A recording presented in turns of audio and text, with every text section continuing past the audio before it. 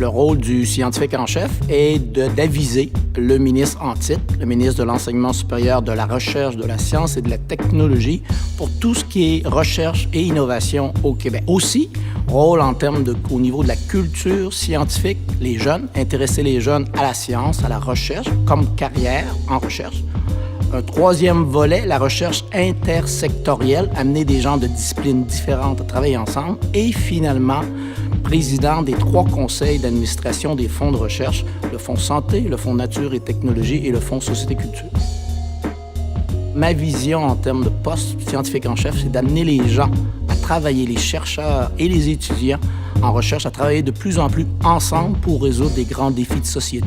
La collaboration en recherche à l'international et au niveau canadien est tout à fait essentielle. Le Québec, on est quand même petit, une petite communauté de chercheurs, et pour augmenter l'impact de nos résultats de recherche, on veut collaborer à l'international et au niveau canadien. Au niveau des fonds de recherche du Québec, on a créé un groupe de travail interfonds pour développer notre stratégie internationale.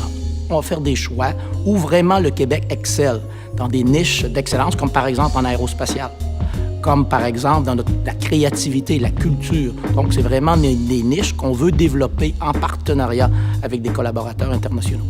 La mobilisation des connaissances est très importante pour les fonds de recherche du Québec. On veut améliorer, augmenter l'impact de nos recherches sur la société québécoise. Les fonds de recherche se sont donné une stratégie de mobilisation des connaissances qui s'articule autour de 3 grandes orientations.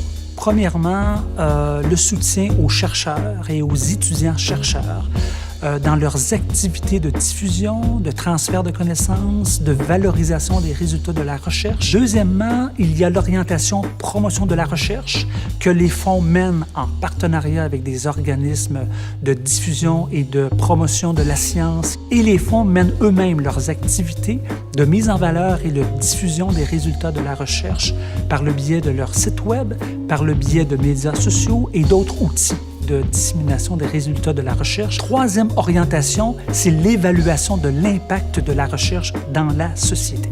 Qu'est-ce que ça donne? Et c'est un retour vers la société, démontrer au grand public ce que la recherche donne dans les faits, puisque c'est du financement public dont il s'agit. Le gouvernement québécois a une politique de gouvernement ouvert, donc donner accès aux Québécois à tous les données du gouvernement.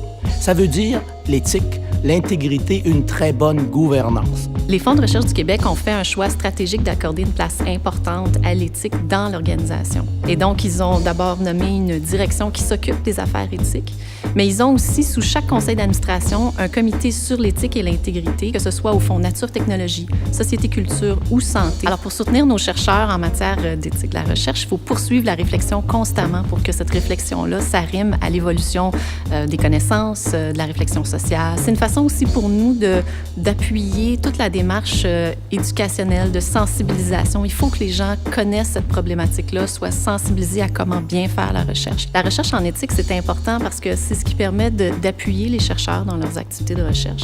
C'est ce qui permet également d'accroître la crédibilité de l'activité de recherche. On a le privilège d'avoir des leaders nationaux, internationaux, des chercheurs dans le domaine de l'éthique qui sont reconnus et qui font de contributions magnifiques. La recherche intersectorielle est très importante pour faire avancer les frontières des connaissances actuelles. C'est d'apprendre le langage de l'autre, se l'approprier pour résoudre les grands problèmes de société.